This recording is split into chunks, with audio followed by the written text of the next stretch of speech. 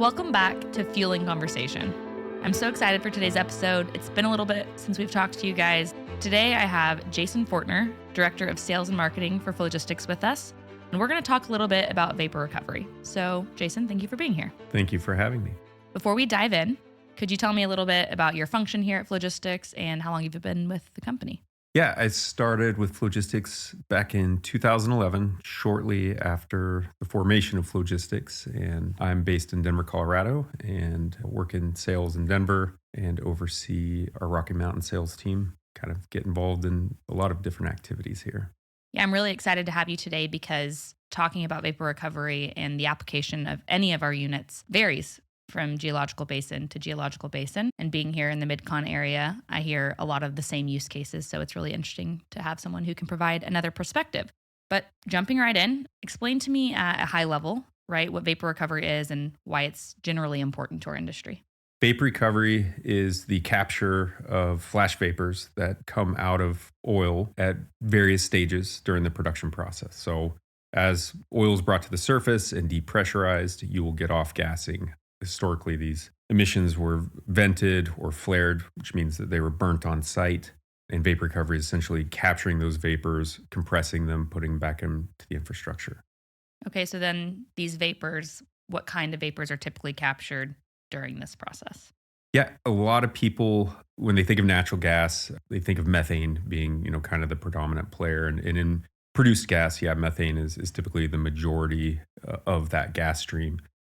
As gases flash off from oil at different stages, you'll get different hydrocarbons with longer hydrocarbon chains coming out of the solution. And so as you get down to, say, a storage tank that's at almost atmospheric pressure, there's typically a small percentage of methane. So the majority of it will be propane, butane, and ethane, which are very rich gases and very valuable on the market. That's super interesting. I think I've heard it described before as like opening a bottle of Coke, something similar to that. Yeah, the process of phase change is essentially as you change temperature or pressure, you'll either get condensation where it goes from a gas to a liquid, or the opposite where it transfers from a liquid to a gas. And so that's what we're dealing with is those gases coming out of the solution.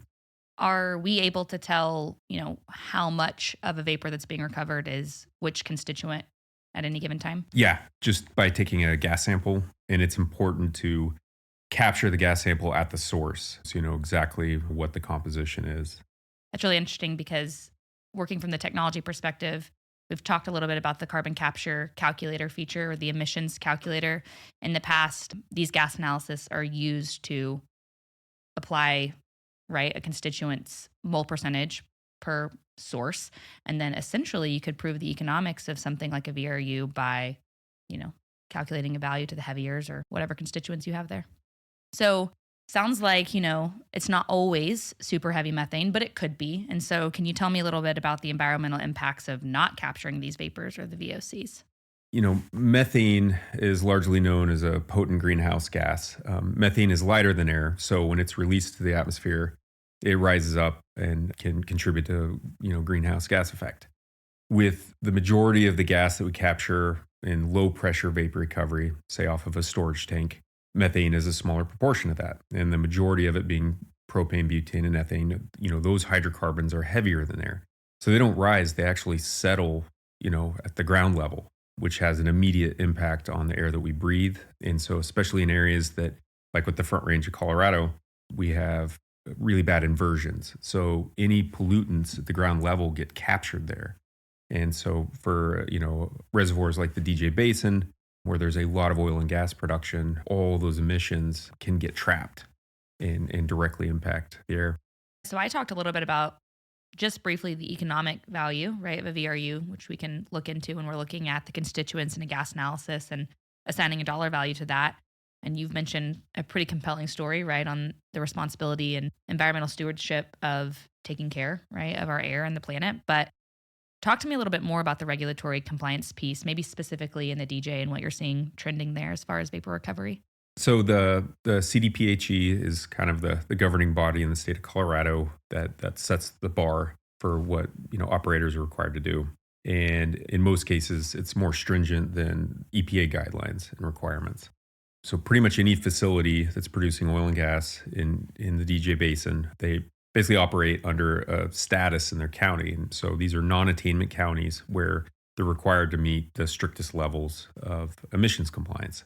And so they have a tonnage limit per year for emission sources. And that includes even, the emissions off of natural gas driven engines. And so all that boiled in really, curtails how much gas can be directly vented into atmosphere. So in many cases, when there are not vapor recovery units running, production has to be curtailed.